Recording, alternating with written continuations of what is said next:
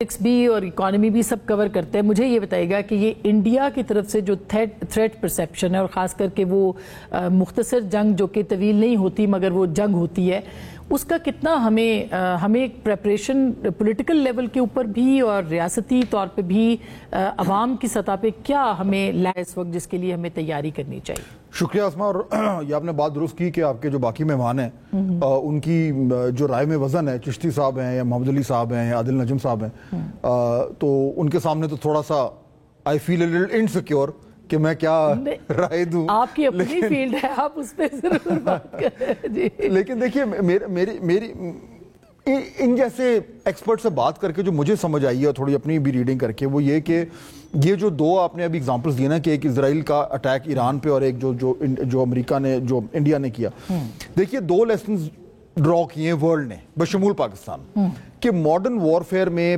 اس وقت سب سے جو امپورٹنٹ چیز ہے وہ ہے آپ کی ایئر پاور. ہمارے ہاں بھی وہی ہوا اور ایران اسرائیل میں بھی ایئر پاور ہی استعمال ہوئی.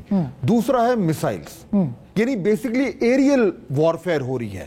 گراؤنڈ فورسز کی بات میں آتی ہے. ہمارے ہاں obviously تھوڑا سا ڈیفرنٹ ہے کہ ہمارے تو سرحدیں جڑی ہوئی ہیں, لیکن یہ ہے کہ انیشل تو ایریل ہی ہونا ہے, which means کہ جو لیسنز ہم نے ڈرا کیے ہیں کرنے چاہیے, جو میرے خیال میں پاکستان ماضی میں نہیں جس نے نہیں کیا. ہمارا ہمیشہ یہ رائے کہ جی ہمارا اپروچ ہے دفاعی, کہ ہم نے حملہ نہیں کرنا, وہ کرے گا تو ہم اپنا دفاع کریں گے. میرے خیال میں اب اس کانسیپٹ کو چینج کرنے کا وقت آ گیا ہے. اوفینسو ہونا پڑے گا. اب آپ کو وہ جو concept of offensive defence, pre-emptive strike, pre-emptive کہیں اس کو, ایک ہے پریمپٹیو, اسی کو دوسری طریقے سے کہنے کا طریقہ پریونٹیو, کہ اگلوں کو روکنے کے لیے آپ کو پہل کرنے کی ضرورت ہے. پاکستان نے کبھی نہیں کیا, but time has come for us to actually consider that کہ اگر آپ کو پتا ہے کہ انڈیا کی طرف سے کچھ آ رہا ہے تو آپ نے پہل کرنی ہے. اچھا, وہ جو پہل کرنی ہے اس میں بھی یا ایئر فورس ہے یا میسائلری ہے. اس کی پہلی سٹیپ ہم آلریڈی کر چکے ہیں انڈس واٹر ٹریٹی کے حوالے سے. ہم نے آلریڈی کہہ دیا ہے پالیسی سٹیٹمنٹ کہ اگر آپ نے ہمارا پانی میں کچھ گڑبڑ کی تو ہم اس کو ایکٹ آف وار مانیں گے. اس کا کیا مطلب ہے؟ مطلب یہی ہے نا کہ ہم پھر ایکشن لیں گے. تو پریمپٹیو یا پریونٹیو وار کا پہلا اندیا تو ہم نے دے دیا ہے. اب اس پہ ہم نے عملی جامہ پہنانا ہے.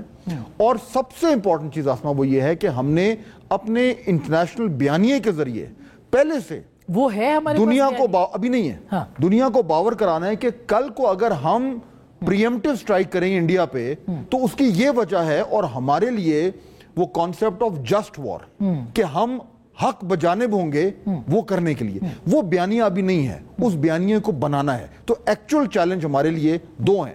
پہلا, پریمپٹیو ایکشن کے لیے اپنی ملٹری کائنیٹک تیاری, اور اس کو سپورٹ کرنے کے لیے ڈپلومیٹک انٹرنیشنل بیانیہ کہ اگر ہم کریں گے تو کیوں. اب اس کے اوپر ڈپلومیٹک جو بیانیہ ہے اس کے اوپر بھی اگر آپ دیکھیں تو ابھی جو اعلامیہ آیا ہے اس کا برکس کا, اس کے اندر بھی دیکھیے پہلگام کے اوپر تو انہوں نے کہا مذمت ہے, لیکن پاکستان کو مورد الزام نہیں ٹھہرایا, پاکستان کو کہا. تو ہم کہہ سکتے ہیں کہ ڈپلومیٹیکلی بھی ہم نے تھوڑا ون کیا ہے, وار میں بھی ون کیا ہے, لیکن بیانیہ جو کہ میڈیا انٹرنیشنل میڈیا اس کے حوالے سے آپ کہہ رہے ہیں دنیا کو بتانے کے لیے کہ بھائی یہ سب کچھ جو ہے ظاہر ہے وہ حاوی ہیں اس کے اوپر. دیکھیں ابھی تو ہمیں بیانیے کی جیت ملی ہے کیونکہ ان کا جو بیانیہ تھا وہ اتنا کمزور تھا اور اتنا وہ اس میں جھول تھا کہ ہمیں اس سے فائدہ ہو گیا.